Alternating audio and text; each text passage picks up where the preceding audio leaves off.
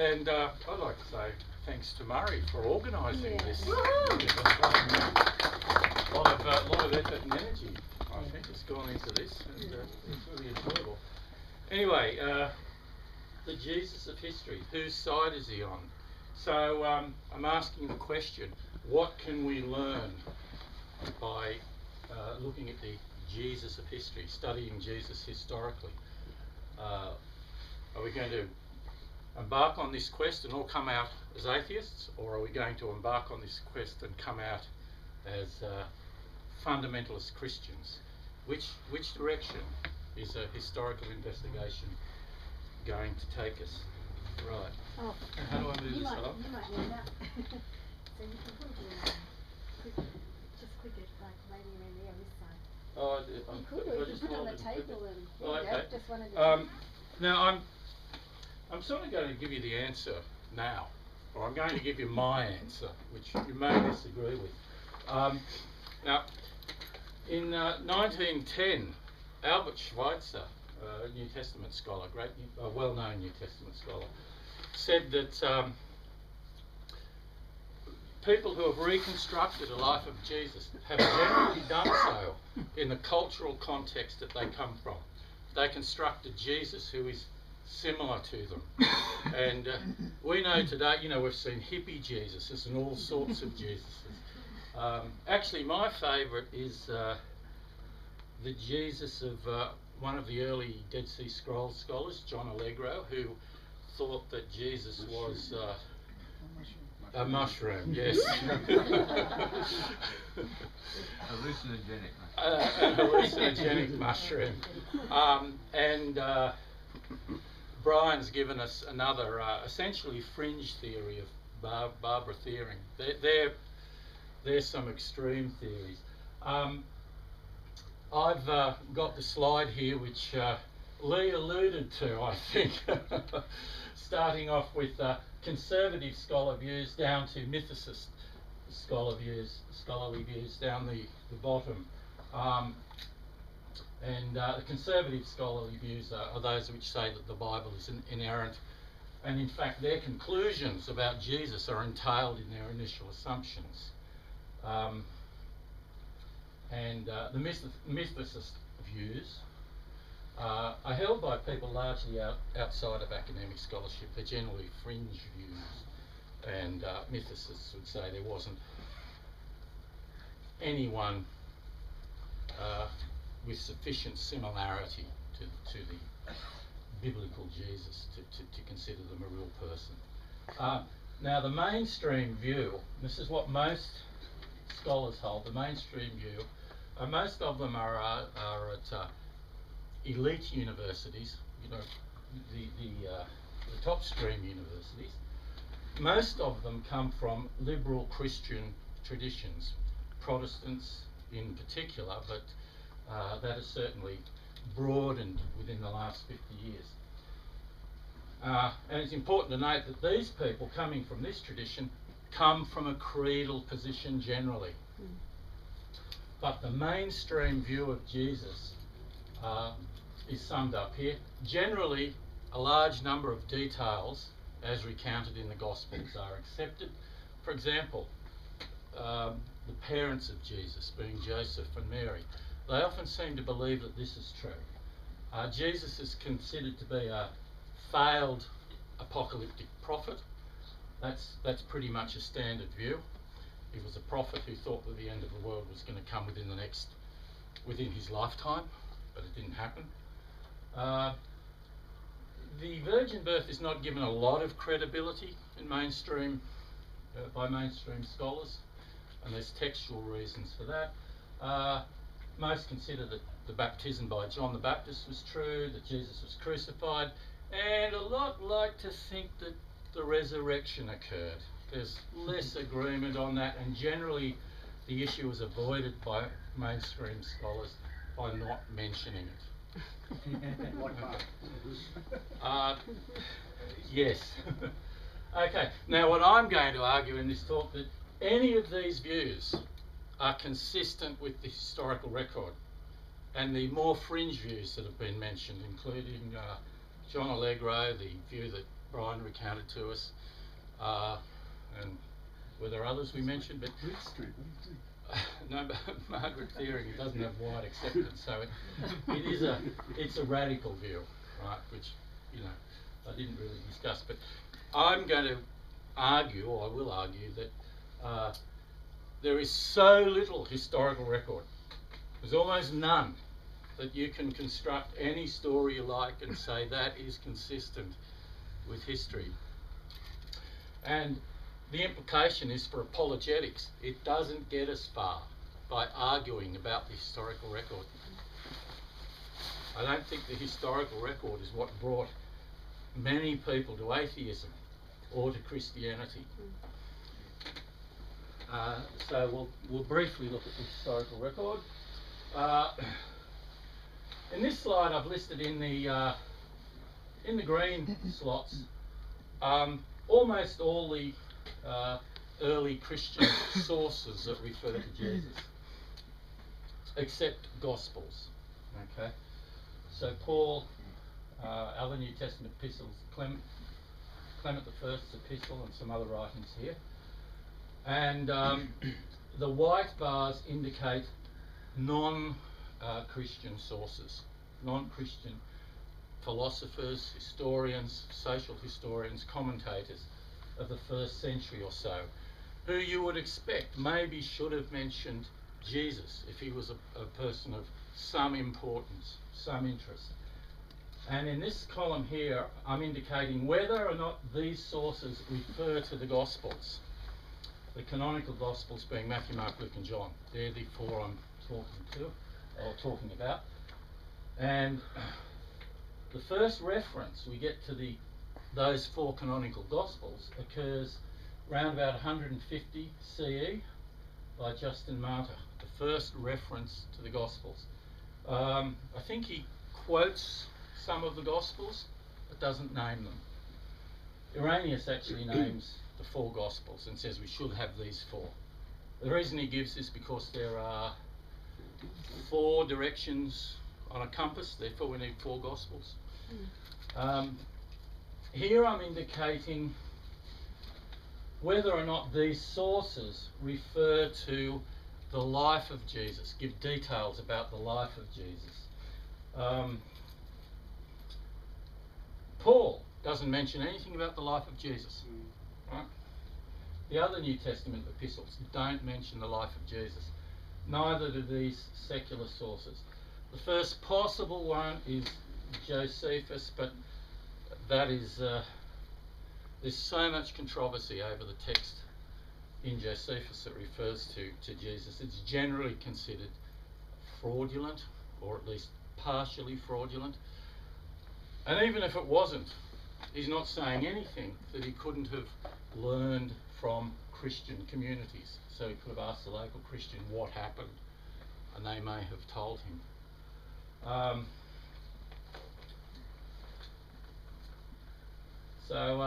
Ignatius, an early Christian writer, actually gives a brief sketch of Jesus' life, or details actually, not a sketch. I think he says that he mentions his putative parents.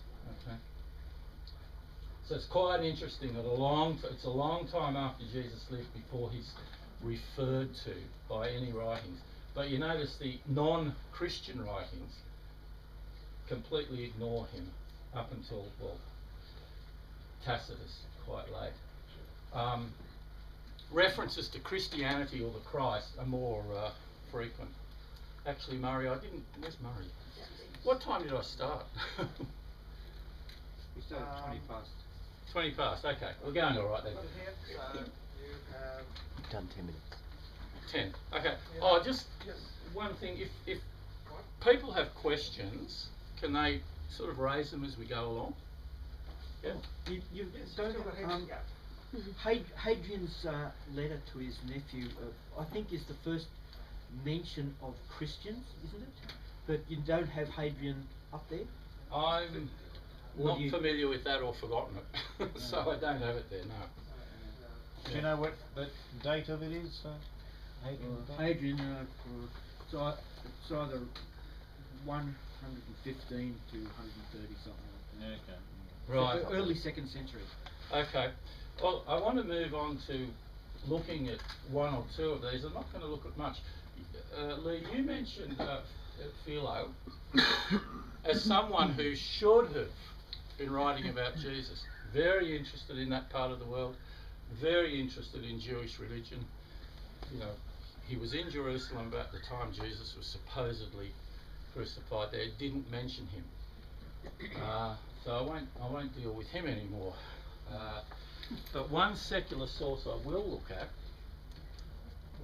What have we got here? Oh, there's Philo, so we'll just bypass him. Josephus, I'll just mention Josephus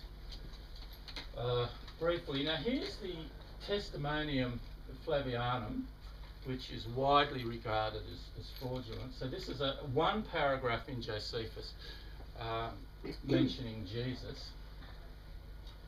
And I think we can see the bold there.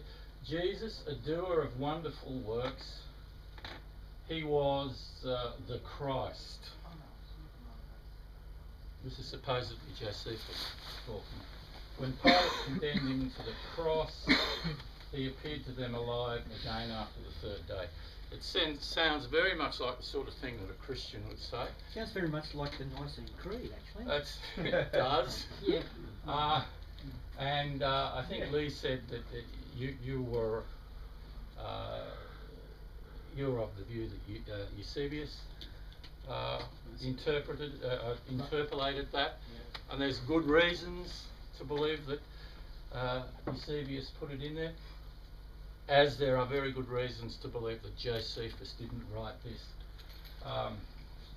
Some of them were that no Christian apologist before Eusebius quoted Josephus in their defence. Now, if Josephus is saying that Jesus was the Christ, he would have been quoted. In fact, he was quoted as being of the view that Jesus was not the Christ. That was Oregon, I think, said that, I can't remember, but you know, early Christian apologists had said that Josephus is not on our side.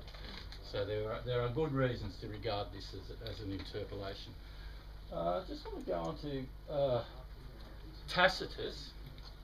So Tacitus is really the first secular writer who mentions Jesus. So he wrote a history of Rome covering nearly 100 years, or a bit more than 100 years.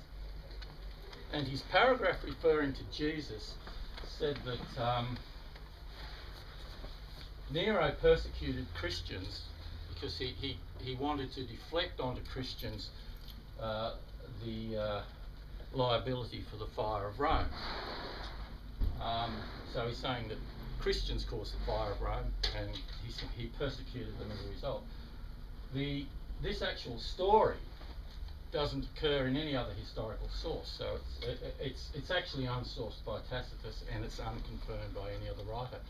So it may or may not be true. It depends on whether or not you believe Tacitus. And I have even read a suggestion that it's a 4th century interpolation in itself. But just moving on a bit, this is the actual piece of text that Tacitus has. He refers to a class hated for their abominations, called Christians.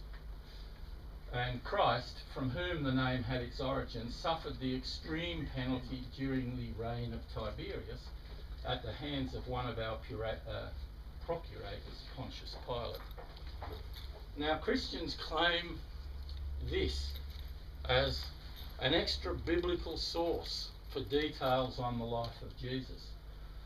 You'll notice it's written a long time after Jesus purportedly died. Actually, written about 110. Actually, I don't have the year there. That's when Tacitus lived. But written about 80 years after Jesus' purported death, and it really doesn't contain any details that Tacitus couldn't have got by asking his Christian slave or you know, some Christian source. There's no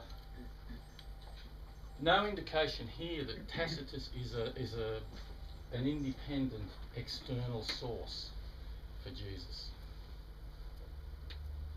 You can see why the mythicist case can be built up.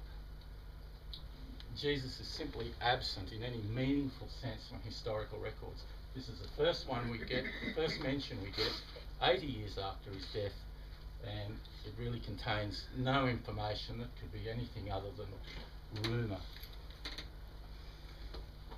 What else have we got? Oh, sorry. Now, I'd like to compare the Gospels now to that list of ancient authors that we had before and ancient writings. The canonical Gospels, the 4 Gospels in the New Testament, were written 35 to 100 years after Jesus' death, and the first complete texts of Gospels we have come from about 300 CE. So nearly 300 years after Jesus' life. So there's 200 years of their composition where we, anything could have happened to them. We have fragments from that period, but we don't get our first complete text till quite late. They're anonymous. They're not by witnesses. These are the mainstream views. This is mainstream scholars, most of whom are Christians. They conclude this. The Gospels contradict each other. The Gospels are corrupted by error. Mistakes which are often trivial, but well intentioned, and they're corrupted by fraud, deliberate fraud. Mainstream scholars tend to downplay the miraculous. They're prepared to write them off as mythical. That's fairly common. So Yes? to come back, what does the mainstream view regard as fraud?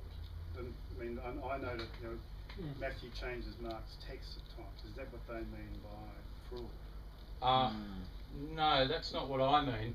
Although that's possibly a fraud as well. So I don't know. Cameron. So for the rest of you, Cameron's referring to places where Matthew quotes Mark, or plagiarises would be a better word. So Matthew plagiarises Mark, takes a great slab of Mark and puts it in his own text. In fact, I think he copied most of Mark. I think Matthew copied about 90% of Mark, but he would change it, sometimes in serious ways. Yeah, I don't think that's not the fraud I'm referring to. I'm referring to things like additional endings were added to the Gospel of Mark. Yeah. Mark didn't mention the resurrection, so somewhere along the line, other writers added an ending. We know that there's that famous passage in the pericope about the woman taken in adultery. That's in John? John 10? Is that right?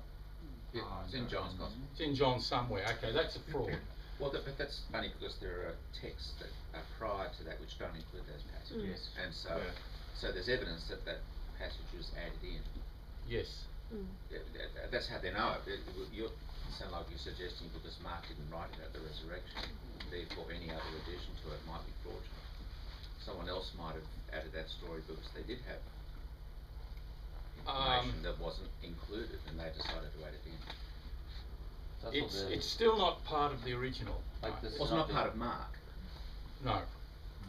I don't see how you can construe that as fraud. Well, because it's purporting to be part of Mark, part of the Gospel written by Mark. Because the idea I'm not actually saying it's false, right? Yeah, well, fraud, it might sound like a deliberate deception or misleading. I'd say that's true. There's a deliberate deception there. The claim, the deception being that they want the readers to think that this added text is part of the original document, dating from 200 years ago.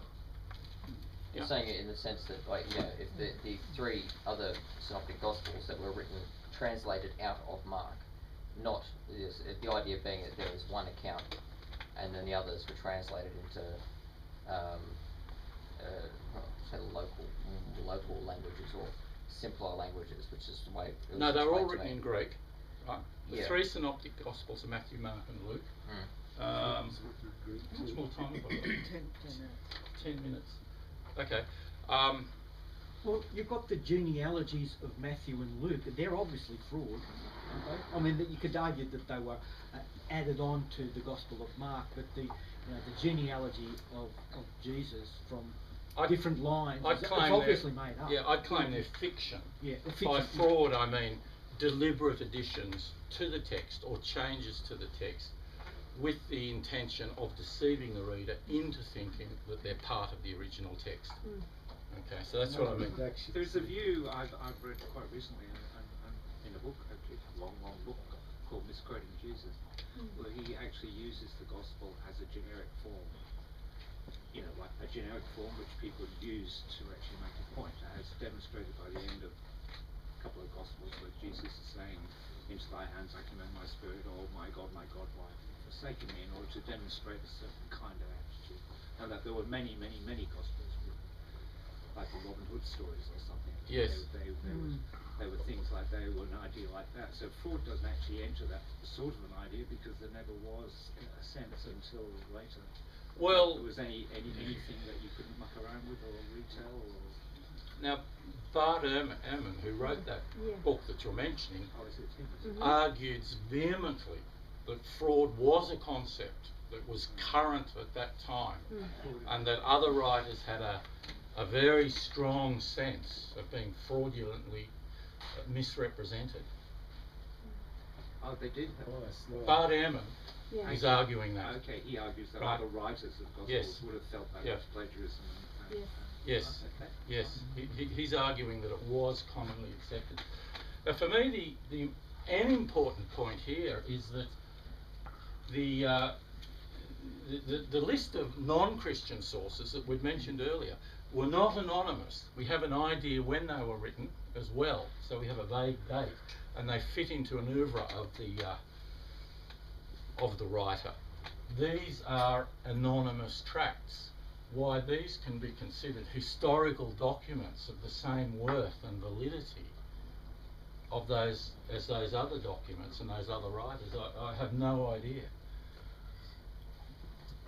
Anyway, yes, John. Okay, you say many of Jesus' words are inauthentic.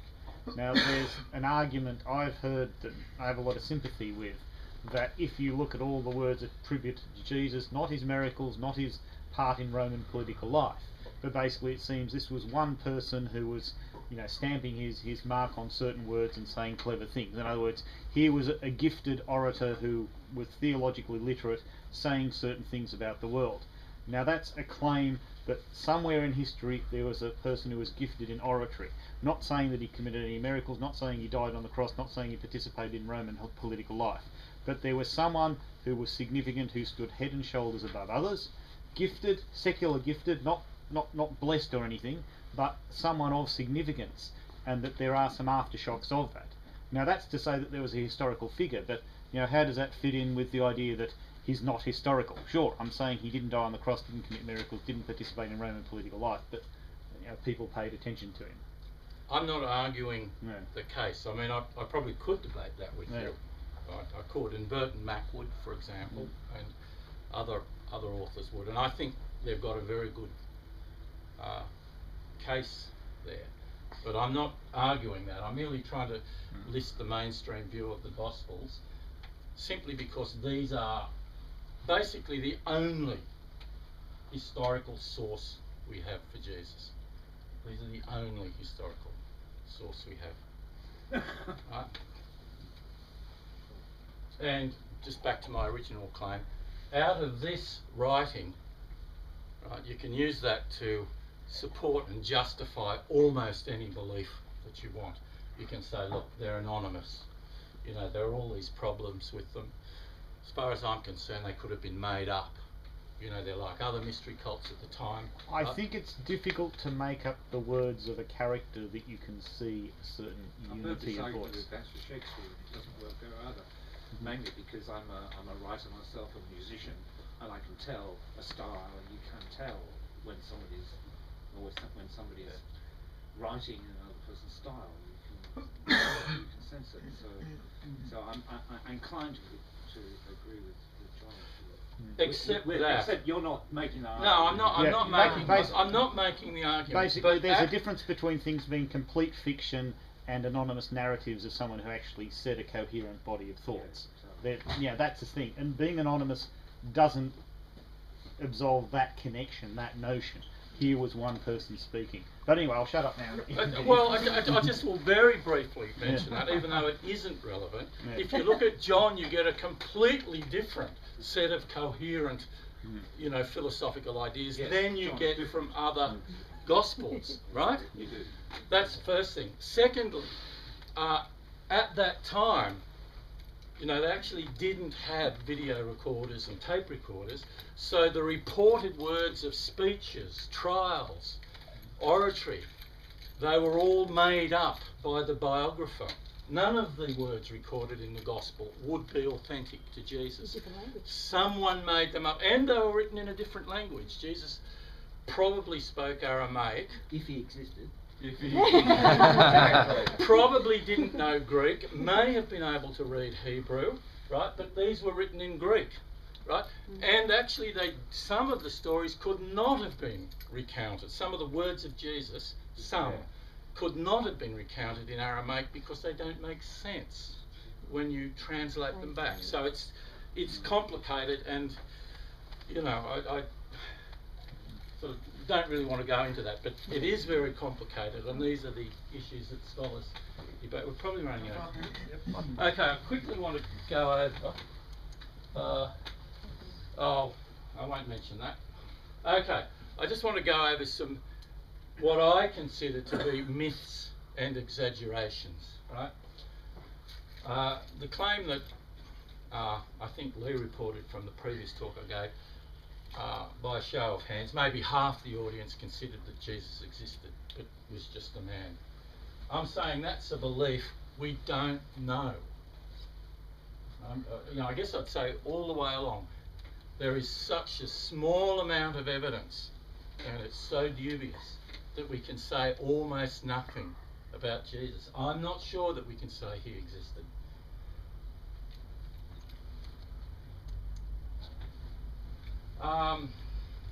Another fairly basic one, the idea that the Gospels were oral traditions that at some point someone wrote down. That's not really true. The Gospels each one looks like it was a deliberate literary creation. Or they look like they're based on a literary creation. In the case of John, we think a prologue may have been added, a bit may have been added between chapters 3 and 5 or something. Would that be right? Yeah. Alaric, and an extra chapter added on to the end. So you take those fraudulent bits out, and you end up with a deliberate literary creation. They were created as a literary work, and they have, some of them, very impressive sort of literary devices in them.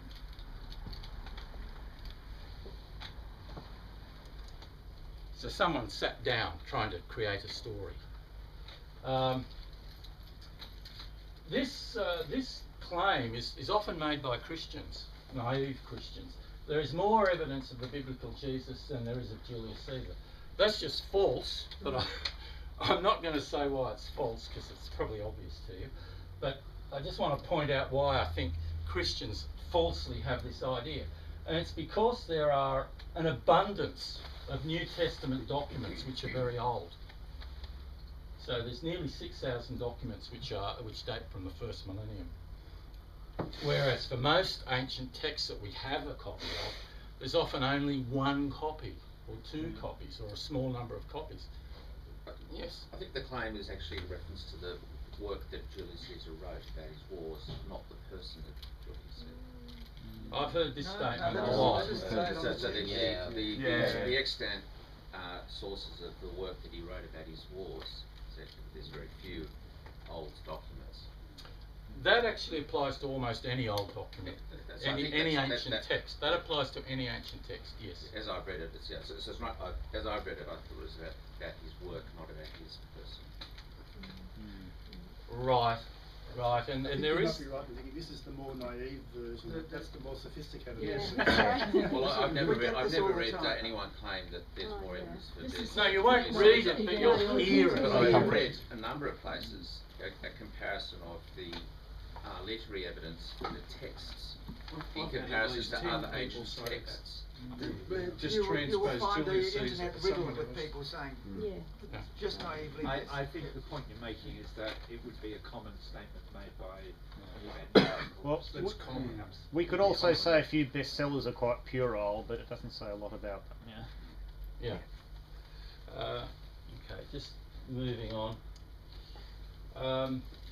Now this is something that mainstream scholars claim, that we have something like 98 or more % that the New Testament Gospels that we can provide you with represent the works of the authors, Matthew, Mark, Luke and John, or their.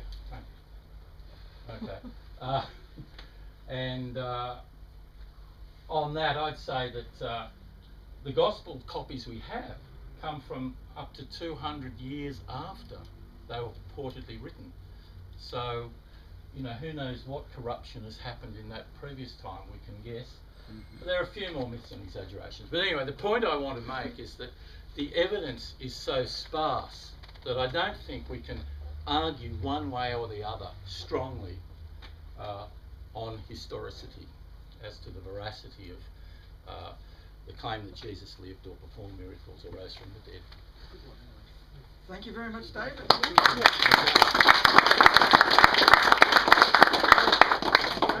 Next will be Alaric.